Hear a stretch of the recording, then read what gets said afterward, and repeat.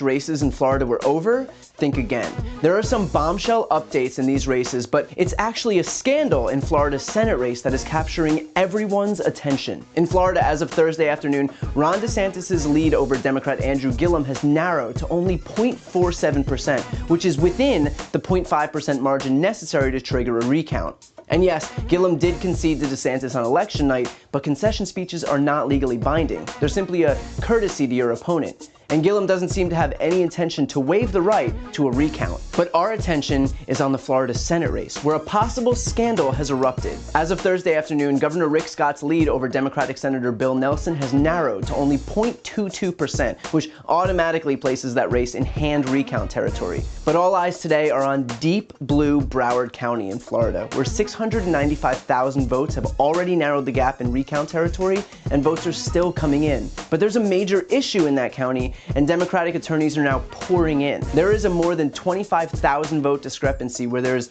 no vote for the Senate race on the ballots. These are ballots that did cast votes for other races, but it's insane to think that more voters would cast votes for the state's Commissioner of Agriculture, Chief Financial Officer, and Attorneys General than they would for their United States Senator. And this pattern isn't seen anywhere else in the state. Attorneys are now suggesting that a machine error may have prevented Senate votes from being counted. It's convenient that these machine errors and missing power cords and broken machines always seem to affect Democratic areas. The Broward Elections Office is reviewing all provisional ballots by 5 p.m. today and will have their first unofficial results tomorrow by 1 p.m. But we won't be satisfied until every last vote is counted. Hey everybody, it's Andrew Gillum here, Mayor of Tallahassee, Democratic nominee for Governor of the state of Florida. I want to start out by saying once again from the bottom of my heart, from the bottom of RJ's heart. I just spoke with Chris King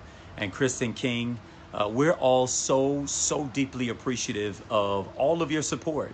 As you know, we went out all across this state. We worked hard for every single vote that we received.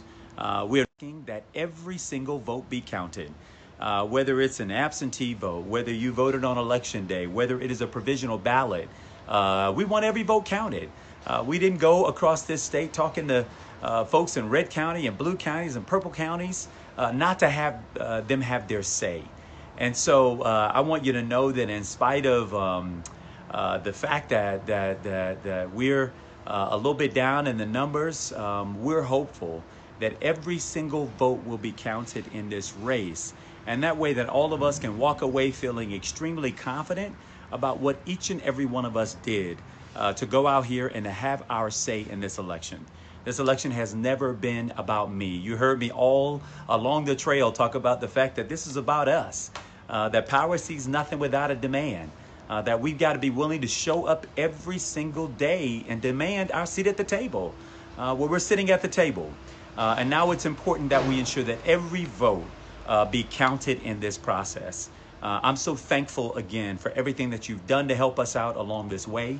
I would be dishonest if I didn't say that this wasn't hard. This is extremely hard. But you know what? The fight for progress, the fight for change, the fight for what it is we want, it's hard. And that just means that you gotta, again, stiffen your spine and square your shoulders to the task. I'm prepared to do that. We've been prepared to do that all along the way, and we're continuing that fight today. So all I've got to say is let's count every vote and let's bring it home. Take care, everybody.